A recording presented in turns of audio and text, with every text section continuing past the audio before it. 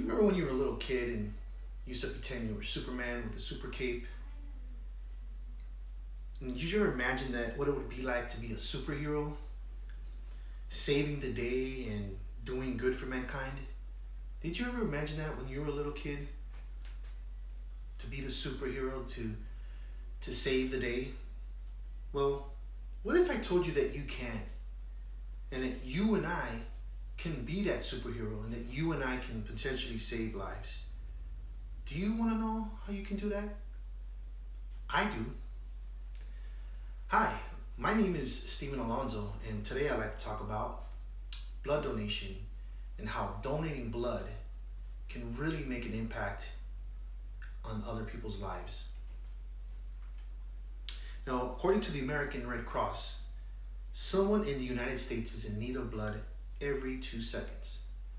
I repeat, someone in the United States in America is in need of blood every 2 seconds. That's not every 2 years, not every 2 months, not every 2 weeks. That's every 2 seconds. However, the demand of blood transfusions is increasing faster than the donations, and the volume of blood needed for patients is increasing at a rate of 6% per year. Two of the most common reasons people don't donate blood are I never thought about it, and I don't like needles. Nevertheless, if we can find a way to overcome our fear of needles and to overcome other excuses, and if just one more person would donate blood, that means you can save up to 3 lives. So today I'd like to talk about the blood shortage problem and why people don't donate blood and excuses that people use. And finally, I'd like to close with how we can alleviate this problem and what we can do to help with the blood shortage problem. Now, according to the American Red Cross, every 2 seconds, someone in the United States is in need of blood. It's essential for surgeries, for cancer treatment, chronic illnesses, and traumatic injuries. Whether a patient receives whole blood, red cells, platelets, or plasma, this life-saving care starts with one person making a generous donation. And according to a report by Deborah Zabarenko from ABC News, and I quote, "A critical shortage of blood has forced the cancellation of elective surgeries in Los Angeles, Philadelphia, and Atlanta," the American Cross said, close quote. And also, Dr.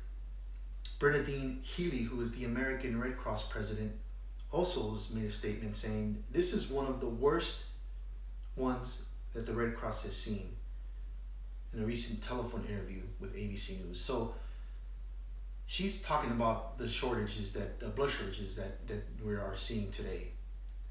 And also, blood platelets and donations are being sent to the hospitals faster than the donations that are coming in. In fact, donations have fallen short of expectations for the past 2 months, resulting in about 61,000 fewer donations than what is needed. So just to give you an idea of who can donate, and just to kind of give you a perspective, 38% of the national population is eligible for donations, but only less than 10% actually do. Now, if all eligible blood donors would at least give blood twice a year to 3 times a year, central blood banks would be self-sufficient. Now, each year, 4.5 million Americans would die without blood transfusions. And again, just to reiterate, and I don't mean to beat a dead horse, every 2 seconds, someone is in need of blood. Now, and just to kind of reiterate some blood facts and statistics, again, 4.5 million Americans are in need of blood transfusions each year. Someone here in the United States needs blood every 2 seconds. 43,000 pints of blood are donated it each year, or each day, sorry, in the United States and in Canada. And about 1 in 7 people that are entering into hospitals are in need of blood. And then 1 pint can save up to 3 lives, which means that can be you or me. That means 1 pint can save 3 lives. And then most of the donated red blood cells can be stored up to 42 days. And the shortage of all blood types happen during the summer and winter holidays. And then most donated platelets can be stored up to 5 days. Now, the next one we're going to cover is the common reasons why people don't donate blood.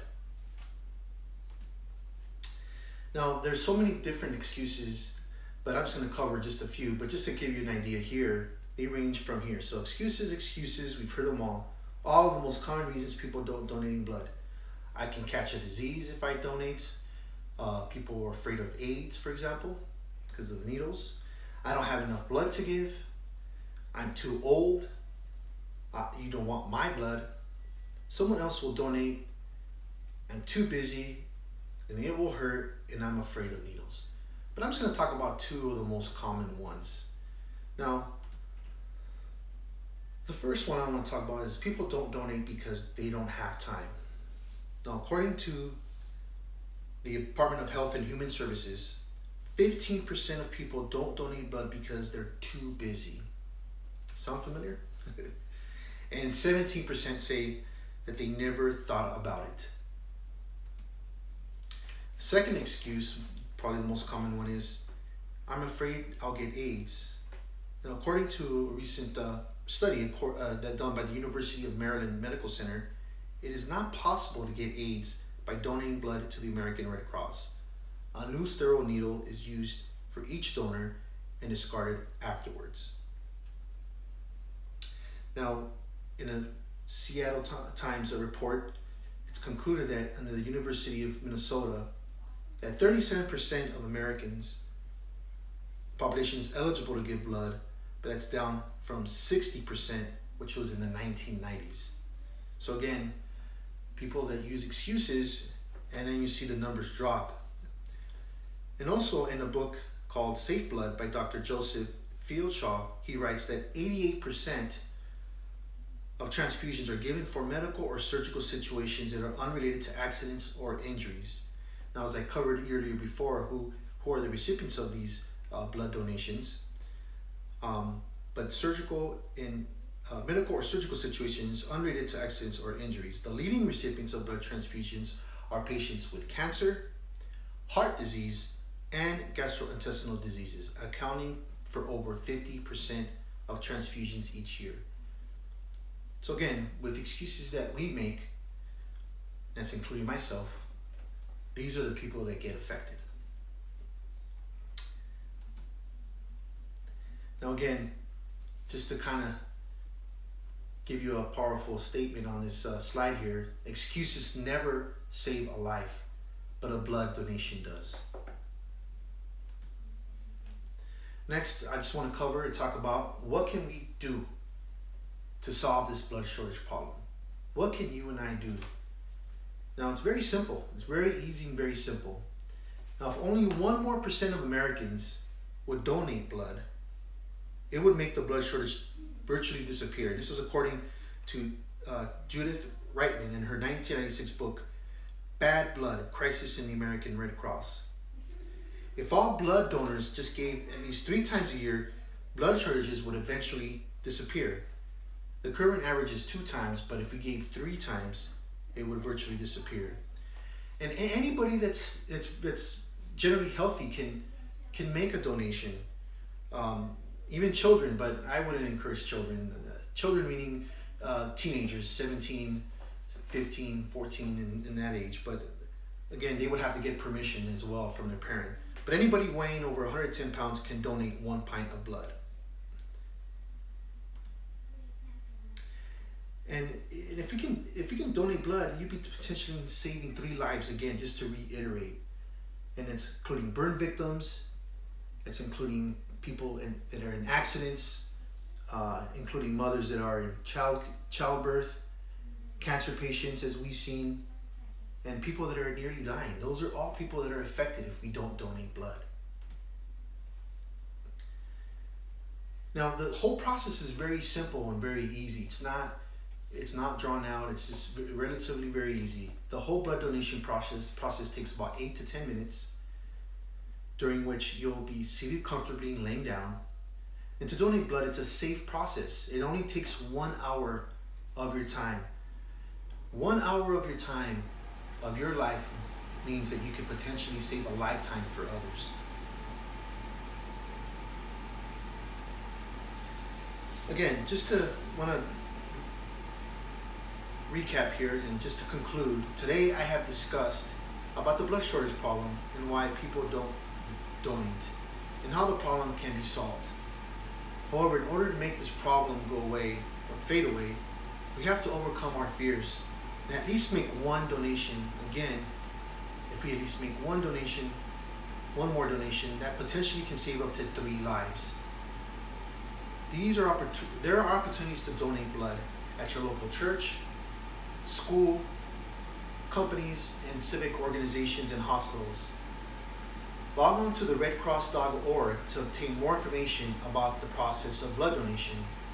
And remember, 1 hour of your time from your busy life means saving the life of others. And I'd like to close with Matthew 22:37-39. And as Christians, we are commanded to love others and to sacrifice for others, as Christ has been an example for us. And I'd like to quote Matthew 22:37, Matthew 22, verse 37-39. You shall love the Lord your God with all your heart and with all your soul and with all your mind. This is the great and first commandment. And the second is like it. You shall love your neighbor as you love yourself. If you donate blood, that means you're donating love. Thank you.